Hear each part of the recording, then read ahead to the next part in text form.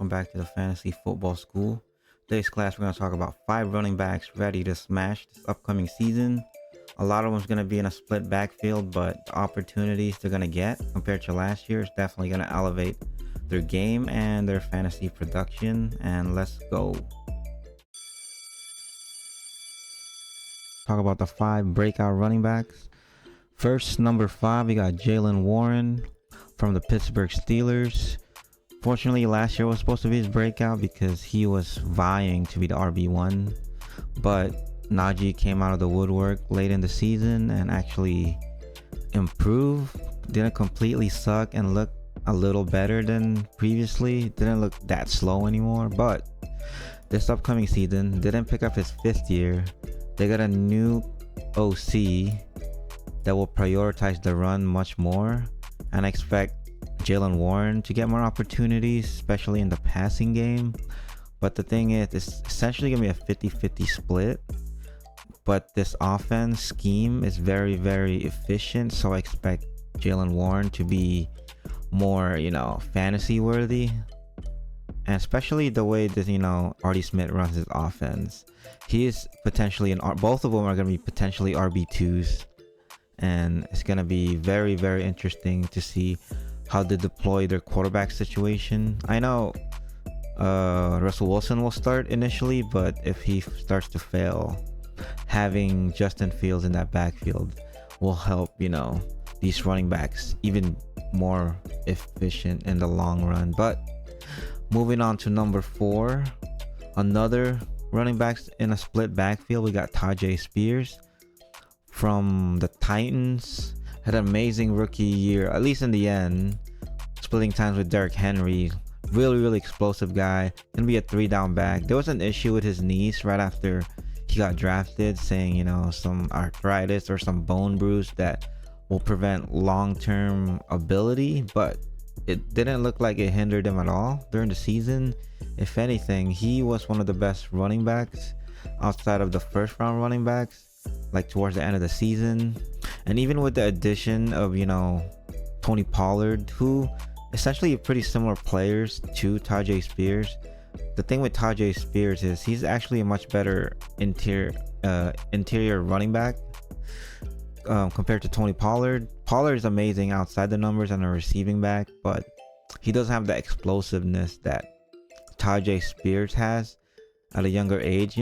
Pollard was explosive back in the day, but last year and then his leg injury kind of put some stop into that explosiveness. It could still be there because he'll be 2 years removed, but I expect this backfield to be 50-50, and Tyjae with some sort of rapport with Levis already might be like a small tiebreaker. But coming into the season, Pollard should be the RB1 because of his contract, but Tyjae Spears, with the opportunity he's gonna get compared to last year, he could be essentially a potential RB2. So then moving on, we got Zamir White, number 3 here. Probably the best running back in this group in terms of fantasy production this upcoming season. He had a mini breakout last year and late last season as the lead back.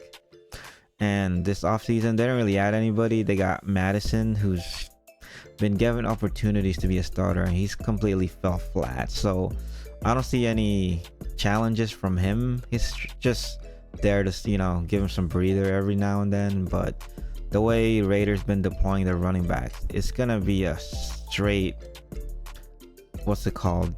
full roll for Zamir White here. They also added Dylan Labe, who from the draft, I think 6th round. Essentially just a 3rd down back. Pretty amazing pass catching back here. But the thing is, the Raiders didn't really add any quarterback to help alleviate anything from Zamir White. They're gonna heavily lean on the run game here.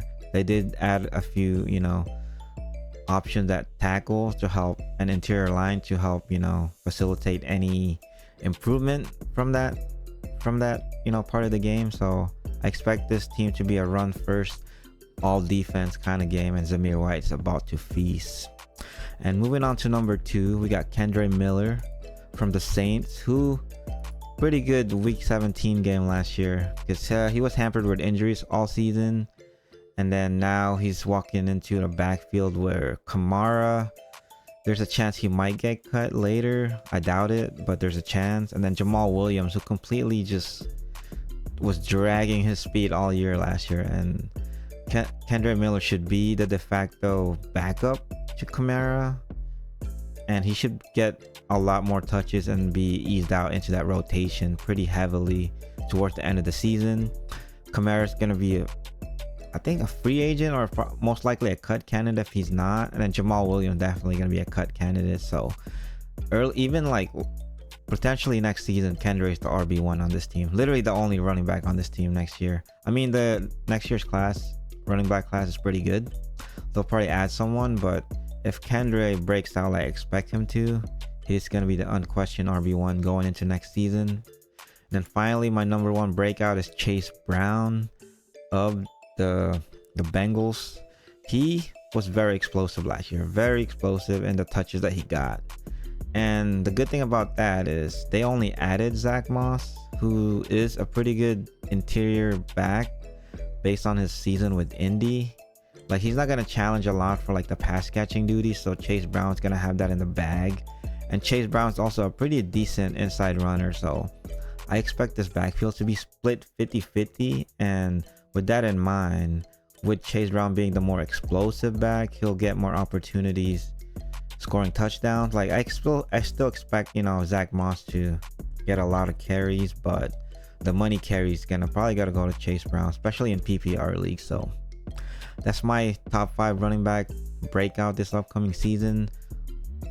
And I'll talk about the 5 tight ends and then the quarterbacks shortly. So I'll see you then.